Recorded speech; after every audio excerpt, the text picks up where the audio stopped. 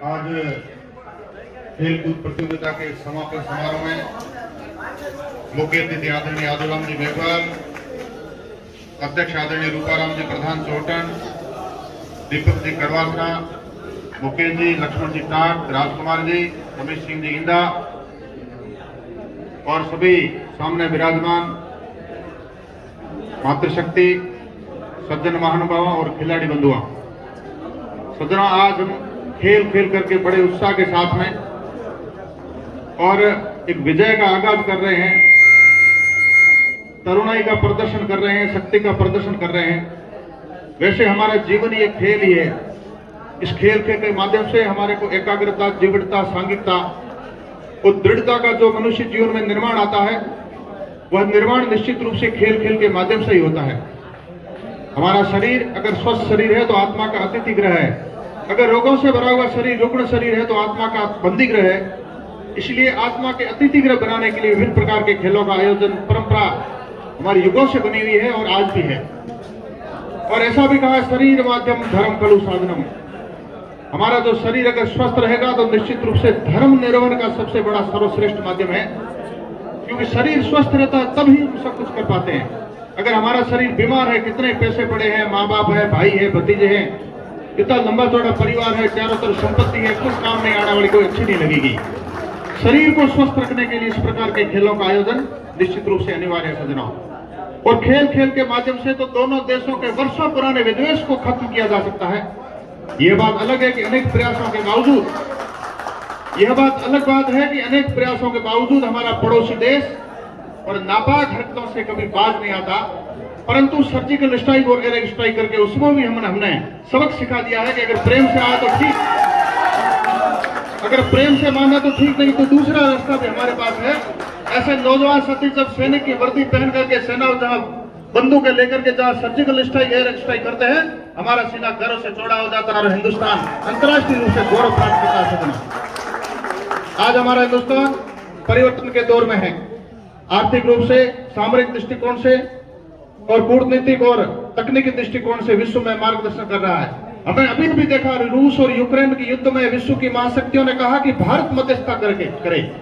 सज्जनों, हम देखते हैं कि गांव में जो पंचायतियां करते हैं, पंच मजबूत पंच होता है उसी को पंचायती करने देते, कमजोर को कोई पंचायती नहीं करने देता। आज ये वही नरेंद्र मोदी जिसको अमेरिका ने वीजा के लिए रोक दिया था, आज वही अमेरिका नरेंद्र मोदी जी को कह रहा है कि विश्व की पंचायती कीजिए। वो भारत है, आप जैसे नौजवानों की वजह से सज्जनों ये भारत प्रगति कर रहा है।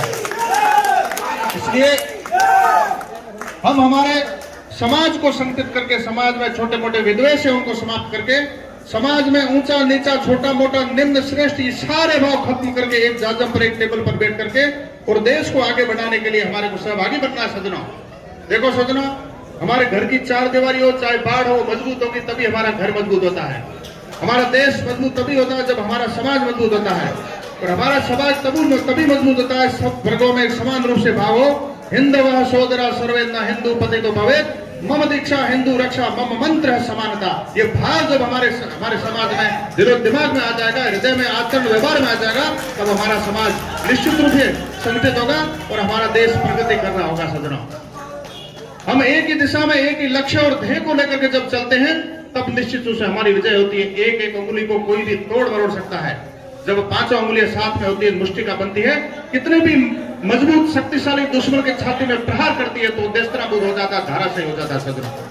संग छद्म समो दर्दम समो मनासी जानताम देवा भागे यथा पूर्वे संजानाना उपासते। प्राचीन काल में देवों ने अपने अपने हिसाब से साथ में चल करके अपने अपने संभाग को बांट करके जिस प्रकार से अपने ध्येय पूर्ति की है, उसी प्रकार से हम सब मजबूत रह करके विभिन्न प्रकार के खेलों का आयोजन करके, न छोटा है, न मोटा है, न ऊंचा है, न नीचा है, न वो जाति मोटी है, न वो जाति छोटी है, हम सब समान हैं, सब भाई हैं।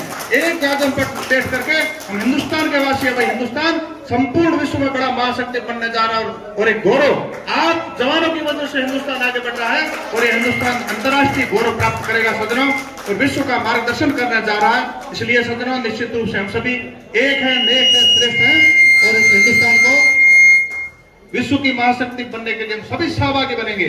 जिस प्रकार से राम सेतु बनाने के लिए गिलेरी ने छोटा सा अंशदान दिया है, वैसे ही प्रत्येक यहाँ पर कोई भी चाहे भाई बहन बैठा है, शहर में, गांव ढाणी गली में, चाहे राज्य में, चाहे देश में, किसी कोने में बैठा है, केरल से केदार, कच्छ से कामरूप, जहां भी बैठा है वो भारतीय है, गर्व से बोलता है मैं भारतीय हूं।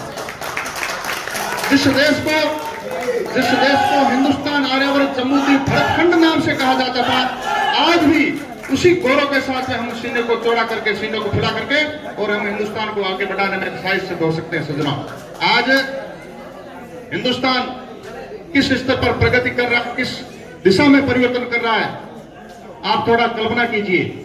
जिन बर्बर आक्रांताओं को अकबर, औरंगजेब और अलाउद्दीन खिलजी के झूठे यशोगान किए जाते थे, वर्तमान में महाराणा प्रताप और सूरजमल और गुरु गोविंद सिंह के यशोगान किए जा रहे। सज्जनों, उनकी गौरव गाथाएं गाई जा रही है। डॉक्टर भीमराव अंबेडकर हमारे संविधान शिल्पी, ऐसे बीरबल सिंह जी जैसे हमारे शहीद, ऐसे वीर बलिदानियों, देश के लिए हुतात्माओं ने बलिदान दिया, इसी वजह से हमारा हिंदुस्तान आज भी जीवंत है। सज्जनों,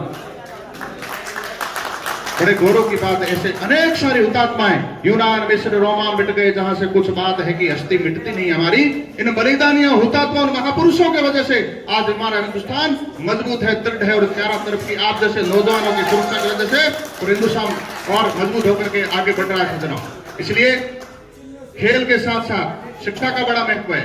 हम सामाजिक दृष्टिकोण में भी विचार रखें, हमारा दृष्टिकोण व्यापक हो, सर्वांगीण हो और बृहद हो, सबको हम साथ में लेकर के चलें। जितने भी हम हिंदुस्तानी सब आपस में भाई हैं, बड़ा भाव रखें, बड़ा मन रखें। युवाओं में नशे की प्रवृत्ति दूर होनी चाहिए, समाज में समानता और समरसता का भाव हो और शिक्षा का पूर्ण उपयोग करके हम आगे बढ़ेंगे।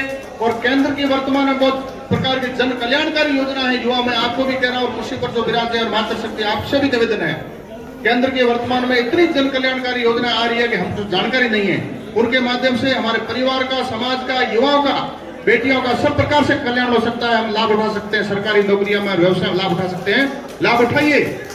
4 दिन पहले यहाँ SC/ST की बड़ी मीटिंग हुई थी। एक पूर्व IPS के बेरवा साहब आए थे, उन्होंने एक एक चीज को बारीकी से समझाया था कि हमारी जितनी भी योजना केंद्र से आ रही है, उन योजनाओं को हम ठीक से लाभ नहीं ले पाते हैं। बंधुओं, मैं विशेष करके युवाओं को कह रहा हूँ, अनेक योजनाओं का लाभ हमारे को उठाना चाहिए। जानकारी नहीं होने के कारण हम लाभ नहीं उठा पाते हैं। सज्जनों, इतनी सारी योजना आई है, बाबा साहब भीमराव अंबेडकर के नाम से आई है और भी महापुरुषों के नाम से आई है। आप जानकारी लीजिए, आगे बढ़िए और बहुत सारी संभावना है उनका लाभ लेकर के आप अपना नाम ऊंचा कीजिए। बाड़मेर जिले का, राजस्थान और हिंदुस्तान का नाम ऊंचा कीजिए।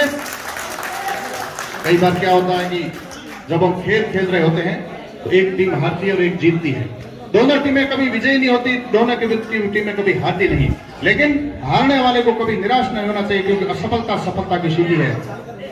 क्या हार में, क्या जीत में, किंचित नहीं भयभीत में, कर्तव्य पथ पर जो भी मिला ये भी सही वो भी सही। इसलिए सज्जनों, कर्तव्य करते रहना चाहिए, कर्तव्य की डोरी कसकर के पकड़ी रहनी चाहिए, कर्तव्य की डगर सतत चलनी चाहिए। निश्चित रूप से सफलता हमारी कदम चूमेगी। आप सभी को शुभकामनाएं। जय हिंद, जय भारत।